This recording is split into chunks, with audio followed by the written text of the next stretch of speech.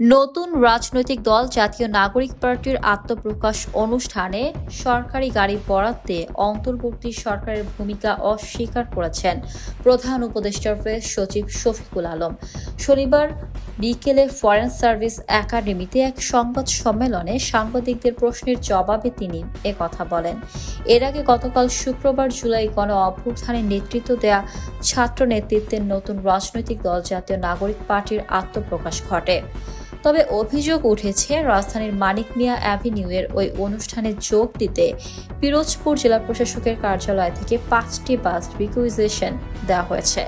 শনিবার বিকেলে গণ অধিকার পরিষদের কেন্দ্রীয় কার্যালয়ে এক সংবাদ সম্মেলনে দলটির সভাপতি নুরুল হক নূর এই ঘটনার সমালোচনা করে বলেন, নতুন দলের আত্মপ্রকাশ অনুষ্ঠানে যোগ দিতে জেলা প্রশাসকের মাধ্যমে সরকারি গাড়ি ব্যবহার করে ঢাকায় এসেছে ছাত্র জনতা, যা কাম্য নয়। তবে নুরুল হকের এই অভিযোগের বিষয়ে দৃষ্টি আকর্ষণ করলে প্রধান উপদেষ্টা প্রেস সচিব শফিকুল আলম বলেন, পিরোজপুরের ডিসি অফিসের 5টি বাস রিকুইজিশনে অন্তর্বর্তী সরকার কোনো ভূমিকা নেই।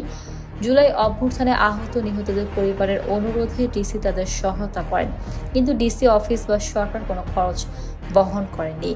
এদিকে পবিত্র মাহে রমজানে পণ্যের মূল্য কিভাবে সহনীয় করা যায় তা নিয়ে সরকার কাজ করছে বলেও জানান শফিকুল আলম। তিনি বলেন, আগের রোজা থেকে এবারে নিত্য পণ্যের মূল্য কম। পুরো রোজায় খাদ্য পণ্যের দাম কিভাবে সহনীয় রাখা যায় সেটি অন্তর্বর্তীকালীন সরকারের লক্ষ্য। তেল আমদানির দিকে গুরুত্ব দেওয়া হচ্ছে, সয়াবিন তেলের বাজার মনিটর করা হচ্ছে। নির্বাচনকে কেন্দ্র করে লেভেল প্লেইং ফিল্ড নিশ্চিতে কাজ চলছে জানিয়ে তিনি বলেন, নির্বাচনকে কেন্দ্র করে সব রাজনৈতিক দলের জন্য লেভেল প্লেইং ফিল্ড নিশ্চিত করা হচ্ছে। নির্বাচনের রোডম্যাপ দেওয়া হয়েছে, কিন্তু বিএনপি তারিখ চাইছে। স্বল্প সংস্কারের পর আগামী ডিসেম্বরে নির্বাচন সম্ভব, সে কথা আগেই বলা হয়েছে।